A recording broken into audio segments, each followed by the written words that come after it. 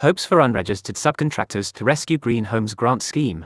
The requirement for all installers to be TrustMark registered appears to be a continuing barrier to take up of the government's Green Homes Grant Scheme. It now transpires, however, that TrustMark firms are being allowed to farm the work out to unregistered subcontractors to get the work done.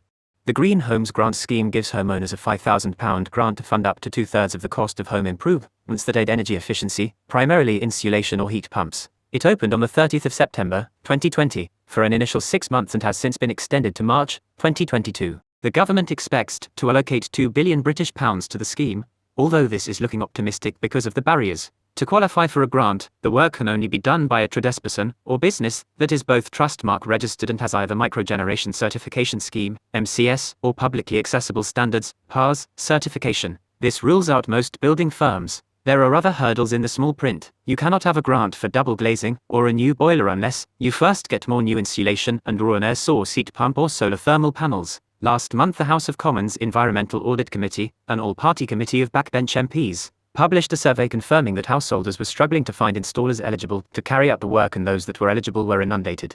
Another survey, by the Federation of Master Builders, found that just 3 out of 250 builders who have expressed an interest in the Green Homes Grant Scheme have so far managed to complete the necessary registration and training. The Department for Business, Energy and Industrial Strategy, which oversees the scheme, changed the terms and conditions of the scheme for subcontractors to help clear the blockage. TrustMark MCS PAS registered businesses can employ unregistered subcontractors on their behalf so long as the employing business retains liability and provides guarantees. The Federation of Master Builders, however, generally an enthusiastic supporter of contractor licensing and registration schemes, said that the best way to make the nation's housing stock more energy efficient would be to cut the tax on home improvement works, even if only temporarily. FMB Chief Executive Brian Berry said, "Without a long-term government plan for making our homes greener and more energy efficient, we won't be able to tackle fuel poverty and preventable winter deaths, or meet the UK's climate change targets." Builders don't yet have the confidence they need in the domestic energy efficiency market to invest in their businesses and start offering these services to homeowners.